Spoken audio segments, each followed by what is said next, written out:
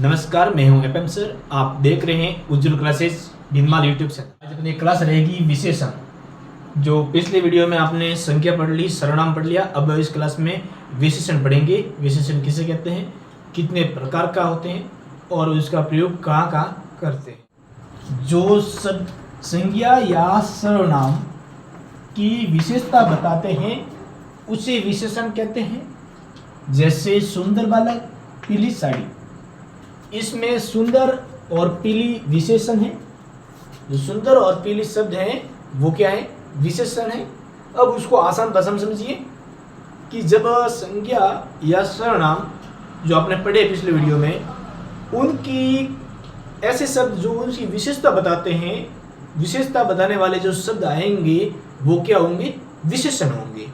अब देखिए, इसमें ये बालक है, बालक संज्ञा है। अब इसकी विशेषता बताना है सुंदर।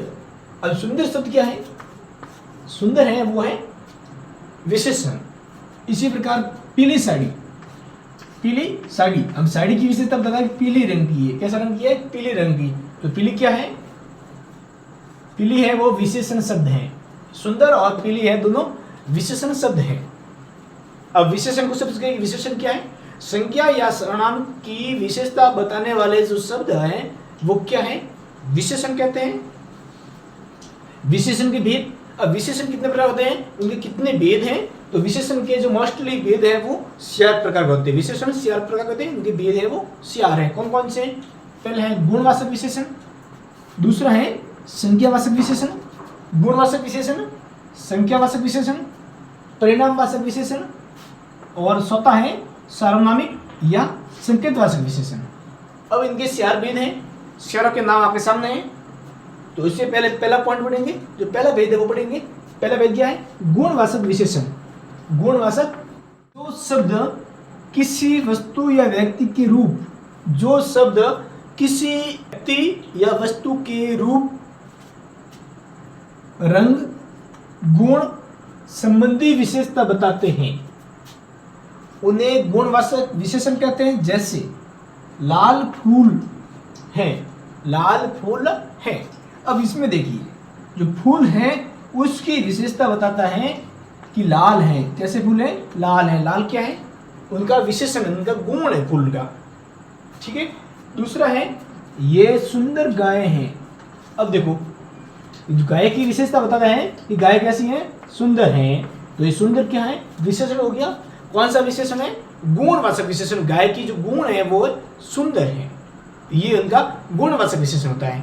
अब गुण में भी उपभेद होते हैं, जैसे कि विशेषण के जो भेद है वो 4 हैं।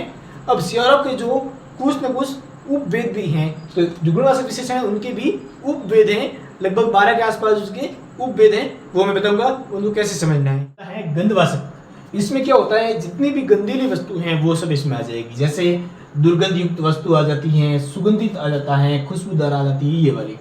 दूसरा है गुणबोधक। गुणबोधक यानी गुणता का बोधक होता हो, जैसे वीर, श्रेष्ठ और सत्यवादी है, ईमानदार है, ऐसे। तीसरे में क्या है, दोष बोधक। जब दोष का ज्ञात होता है, उसका दोष क्या है तब इसमें आ जाता है। तो अभिमानी आ जाता है, क्रूर आ जाता है, बुरा आ जाता है, यानी क्रूर आता है, बुरा आ जाता है, डरपोक आदि आ जाता है। चौथा है आकार बोधक। जब आकार के मालूम, आकार से ज्ञात होता है कि आकार कैसा है इसका, उसमें आ जाता है। तो षटकोण, नुकीला है, त्रिकोणा है, लंबा है, चौड़ा है, वो इससे आकार मालूम हो जाता है। 5वां है दशाबोधक। तो दशाबोधक में क्या है, स्वस्थ, यानी व्यक्ति की या फिर जो भी है उनकी दशा क्या है, इसमें क्या जाता है, दशा क्या है। दशा मतलब स्वस्थ है, रोगी है, मोटा है, पतला है, कमजोर है, आदि। फिर आ जाता है 6वां दिशा बोधक। इसमें दिशा क्या होती है कि उत्तरी है, दक्षिणी है, पश्चिमी है, पूर्वी है, आदि। 7वां है अवस्था बोधक। ये अवस्था है कि बाल्यावस्था है, युवा है, प्रौढ़ है, वृद्ध है, आदि। 8वां है रंग बोधक। इसमें क्या होता है, सफेद, नीला, हरा, पीला, इसमें रंग का ज्ञात होता जाता है। और 9वां है वो है समय बोधक। इसमें समय ज्ञात होता है, जैसे रात्रि है, निश्चित है, संध्या है, दोपहर है, प्रातः है, आदि। ठीक है। 11वां हो गया स्पर्श बोधक। स्पर्श करके अपन मालूम कर सकते कौन सी वस्तु कैसी है। अब मैं शौक को स्पष्ट करके देख रहा हूँ कि ये शौक गोल है ना, इस टाइप की। तो खुरदरा हो गया, कोमल है, कठोर है। फिर लास्ट रहता है 12वां में क्या है, स्वाद बोधक। इसमें स्वाद ज्ञात करते हैं कि खारा, मीठा, चटपटा। चटपटा हो गया, मीठा हो गया, तीखा हो गया, इस टाइप के स्वाद बोधक आ जाते हैं। तो आपका जो पहला गुणवाचक विशेषण था वो क्लियर हो गया है। अगर आपको इसमें से कोई भी एक आ जाए तो वो गुणवाचक विशेषण होगा। जैसे मैंने दे दिया कि वह वृद्ध है या लंबा है या डरपोक है। अब डरपोक में बता दिया, कोई शब्द आ गया डरपोक है, ये कौन सा विशेषण है, तो ये है गुणवाचक विशेषण। कौन सा है, गुणवाचक विशेषण। ये भी पूछ सकते हैं, अवशब्द देंगे, जो अवशब्द दिया हुआ है उसमें आपको बहुत सारे सियार नाम दिए होंगे, कोई भी ऐसा दिए होगी, तो इसमें अगर लिखा हुआ है दोष बोधक, तब आप दोष बोधक करोगे। ठीक है, परीक्षा में इस तरह से भी पूछ सकते हैं। एक पूछा था समय बोधक, अब मैंने बोले संध्या। अब संध्या कौन सा विशेषण है, जब आप सोचने लगोगे संध्या और कौन सा विशेषण हो गया, तो सोचना है कि समय बोधक है, समय बोधक में विशेषण आता है, और ये एक गुणवाचक का भाग। ठीक है, तो ये गुणवाचक हो गया। अब बढ़ेंगे दूसरा विशेषण। दूसरा है संख्यावाचक विशेषण, जो पहले पढ़ लिया था। पहले के जो उपवेद 12 थे वो भी पढ़े। अब इसमें क्या आता है, दूसरा जो मेन अपना है वो संख्यावाचक विशेषण। जो शब्द संख्या या सर्वनाम की संख्या का बोध कराता है उसे संख्यावाचक विशेषण कहते हैं। इसमें क्या होता है, संख्या या सर्वनाम की जो संख्या का बोध कराता है कि 1 2 3 4 5 100 200, ये संख्या का बोध होता है, तो उसको बोलते हैं संख्यावाचक विशेषण। अब उसके भी दो भेद हैं, कौन कौन से, निश्चित और अनिश्चित। अब निश्चित में निश्चित है, अनिश्चित में अनिश्चित है। अब उनको समझिए कैसे, तो निश्चित संख्यावाचक, जो विशेषण निश्चित संख्या का बोध करता है उसे निश्चित संख्यावाचक कहते हैं, निश्चित संख्यावाचक विशेषण कहते हैं। जैसे 5 7 पहला दूसरा, अब ये 5 है 7 है, पहला है दूसरा, ये जो फिक्स संख्या है उनको आप लिख सकते हैं। सियार उपभेद होते हैं, निश्चित संख्या है उसके भी सियार उपभेद दिए हुए। इसमें कौन सा है, गणनावाचक, ऐसी संख्या जो गणना टाइप में कर रहे हैं अपन, गणना कर सकते हैं, वो गणना टाइप होगी।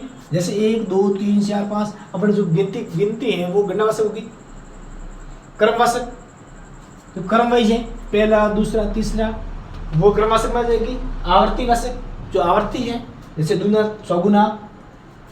ठीक है, इसके बाद में चौथा आ गया समुदायवाचक, 2 3 500। इसमें समुदाय यानी दोनों, मतलब एक साथ में दो समुदाय ज्ञात होता है, तीनों को जोड़ रहा है, समूह बन रहा है इनका, 3 500, ये समूह बन रहा है, इसलिए समुदायवाचक विशेषण इसमें आ जाता है। आगे दूसरा जो भेद है वो है अनिश्चित संख्यावाचक विशेषण। जो विशेषण किसी निश्चित संख्या का बोध न करते हैं या उसे अनिश्चित संख्यावाचक विशेषण कहते हैं। जैसे कई, कुछ, सब, बहुत, थोड़े आदि। अब इसमें एक निश्चित संख्या का बोध नहीं होता है। ठीक है, तो यहाँ पर हो गया अनिश्चित संख्यावाचक विशेषण। अब जो अपना तीसरा विशेषण है वो है परिणामवाचक विशेषण। जिन शब्दों से संख्या या सर्वनाम की नापतोल संबंधित विशेषताओं का ज्ञात होता है यानी ज्ञान होता है, उसे परिणामवाचक विशेषण कहते हैं। जैसे थोड़ा दूध, पाव बरसीनी, गज भर कपड़ा। अब किसमें क्या होता है, परिणाम होता है। जिस शब्दों से संख्या या सर्वनाम की नापतोल, संख्या या सर्वनाम की जो नापतोल है उसके बारे में अपन शब्दों से मालूम पड़ता है, तो वहां पर क्या है, परिणामवाचक विशेषण है। उदाहरण के लिए थोड़ा दूध, पाव बरसीनी, गज भर कपड़ा, ये आदि। ठीक है, चौथा है लास्ट एंड चौथा है अपना संकेतवाचक विशेषण या फिर सार्वनामिक विशेषण बोल सकते हैं। जो शब्द संख्या या सर्वनाम की ओर संकेत करते हैं, जो शब्द है वो संख्या या सर्वनाम की ओर संकेत करते हैं, उसे संकेतवाचक विशेषण कहते हैं। जैसे यह पुस्तक मेरी है, ये पुस्तक मेरी है। अब ये संकेत किसकी ओर कर रहा है, पुस्तक की ओर कर रहा है कि ये पुस्तक है वो मेरी है। ऐसे शब्द जो संख्या या सर्वनाम की ओर संकेत करते हैं वो संकेतवाचक विशेषण है। तो ये पुस्तक मेरी है, या फिर वह मकान तुम्हारा है, वह मकान तुम्हारा है। ठीक है, तो ये आपका जो विशेषण है वो पूरे हो चुके हैं।